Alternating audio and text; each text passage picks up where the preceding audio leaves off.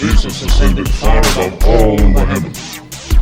Now, I was a teacher of English as a second language in Africa, and I learned there were certain pitfalls in the English language. Some of you may have struggled with them.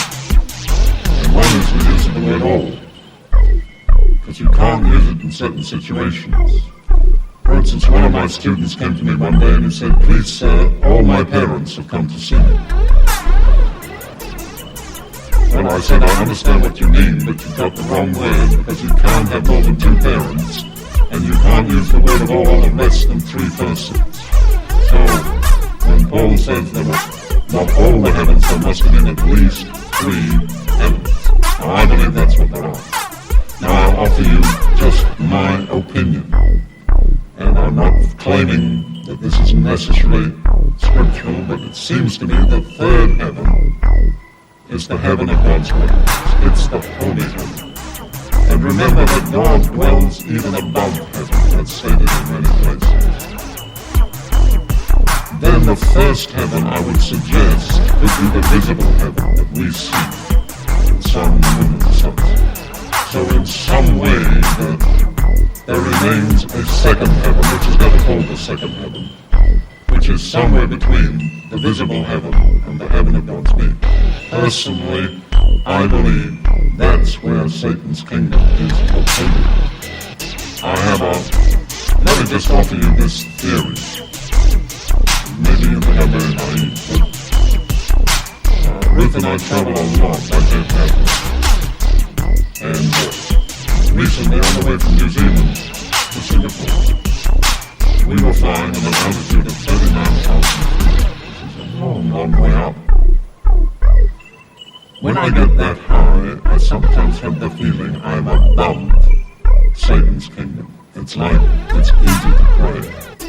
You don't have to fight your way through opposition. Now listen, this may be completely my subjective impression, but somewhere or other between God and us is a hostile kingdom which opposes us and seeks to hinder our prayers. That's why sometimes we have to pray through. You understand? It's not that we're praying out of the will of God. It's not that God is unwilling to hear, but we have to penetrate a hostile kingdom in the heavens to reach God. Now, rather than speculate, I want to give you a passage from the book of Daniel, which very clearly reveals that this is so. I'm not going to read the whole chapter, but if you're interested, you would do well to read the chapter for yourself later. Daniel chapter 10.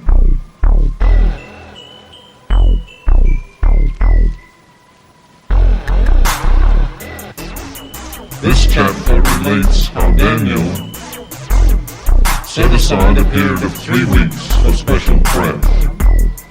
And he did what we've come to call a Daniel fast. He didn't give up all food, but he only ate the plainest and simplest food, and he drank no wine and he didn't eat. And he was mourning before God on behalf of his people Israel, who were captives of a Gentile empire. And at the end of 3 weeks, a very glorious angel came to him with the answer to his prayer, which was a revelation from God of what would be the future of his people, which consists of Daniel chapters 11 and 12. But the angel said to him, the first day you began to pray, your prayer was heard, and I was sent with the answer to your prayer. But, he said, it took me 3 weeks to get through, because somewhere between the throne of God and Daniel on earth, I was opposed by satanic angels, and I had to force my way through those angels. So it's very clear that at the time of Daniel, somewhere between God's throne and earth, there was this satanic kingdom. I believe it's still there. It was still there when Paul wrote Ephesians chapter 6 verse 12, which was at least 30 years after the death and resurrection and ascension of Jesus. In other words, whatever the situation was, it wasn't changed by the death, resurrection, and ascension of Jesus. Jesus ascended far above Satan's kingdom, but Satan's kingdom still remained in place.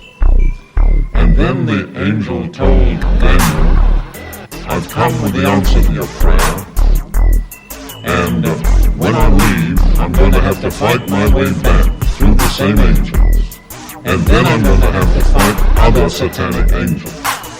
And the angel that came to Daniel said, on my way here, the prince of the kingdom of Persia withstood me 21 days.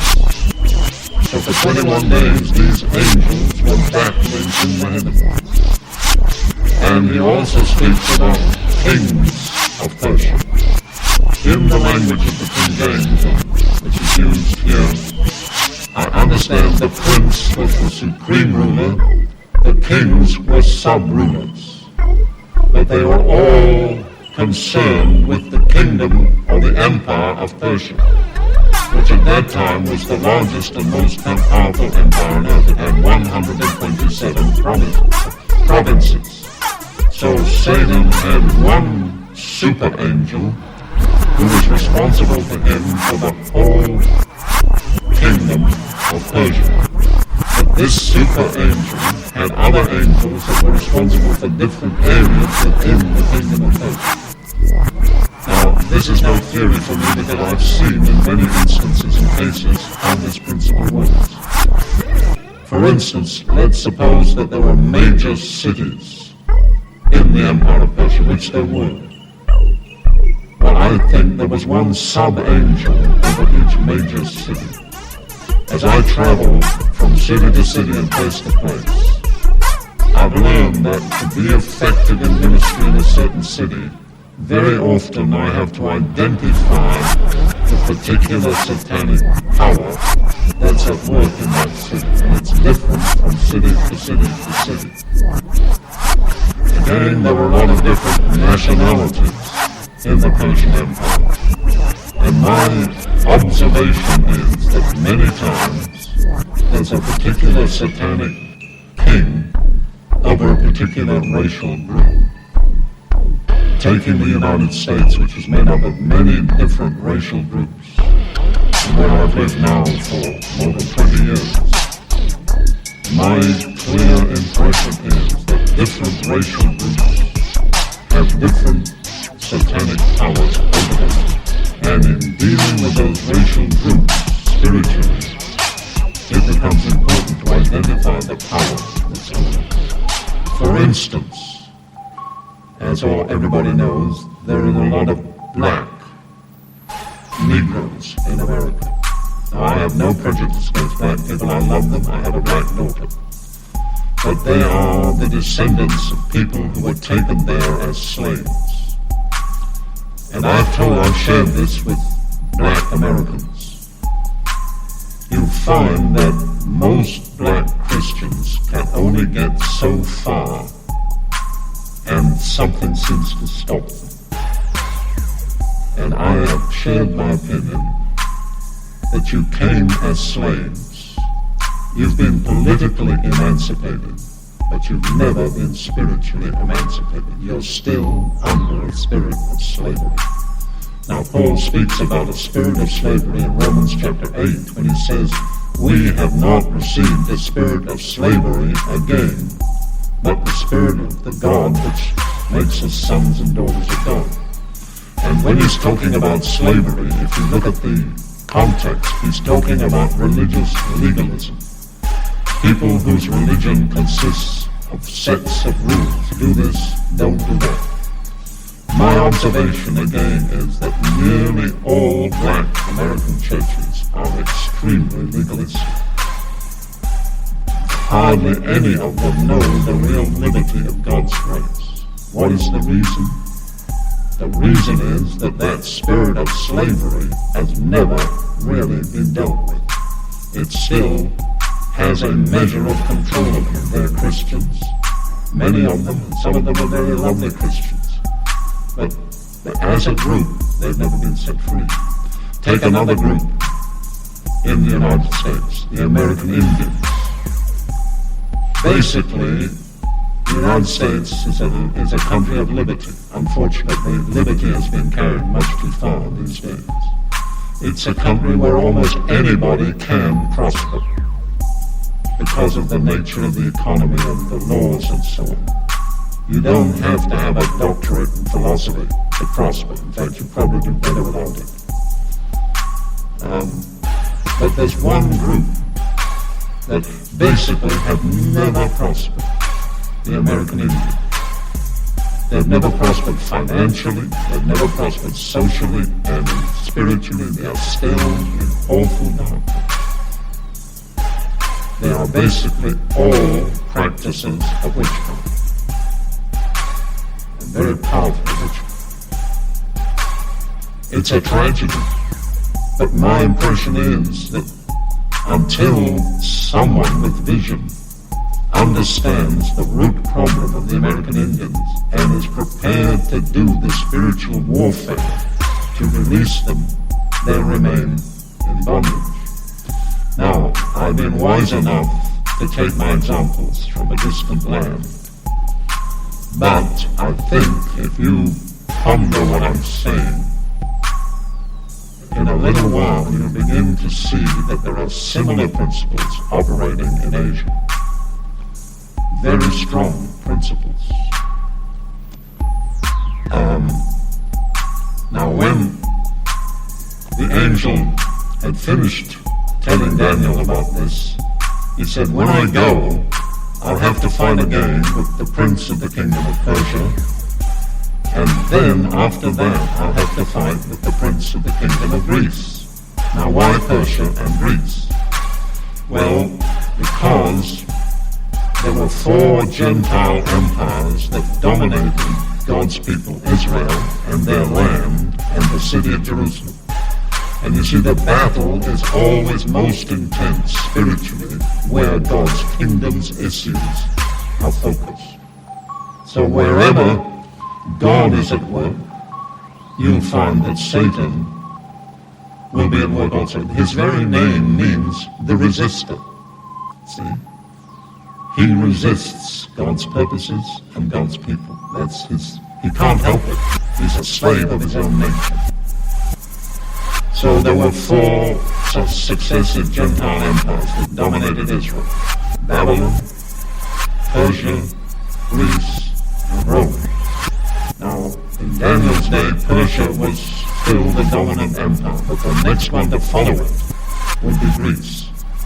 And so we see that the spiritual warfare, in a way, relates to God's people, God's purposes, and in a sense, it's necessary to carry out this spiritual warfare in order for God's purposes for his people to be fulfilled.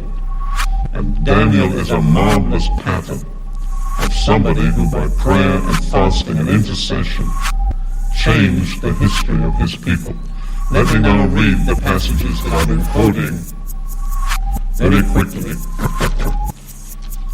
Daniel chapter 10, verses 2 and 3. In those days I, Daniel, was mourning 3 full weeks. I ate no pleasant food, no meat or wine came into my mouth, nor did I anoint myself at all till 3 whole weeks were fulfilled. The period of 3 weeks is emphasized. Now the angel that came to him said various things. And then in verse 12, this is what he said. Do not fear, Daniel, for from the first day that you set your heart to understand and to humble yourself before your God, your words were heard, excuse me, and I have come because of your words. But the prince of the kingdom of Persia withstood me 21 days. And behold, Michael, one of the chief princes, came to help me, for I had been left alone there with the kings of Persia. So, somewhere on the way from God to Daniel, he was opposed by the prince of the kingdom of Persia for 21 days. And in the end, another angel of God, the archangel Michael, had to come and join in the conflict. Now, if you read further on in Daniel, Michael is called the great prince or angel that stands up for the children of your people, that's Israel. So as a matter of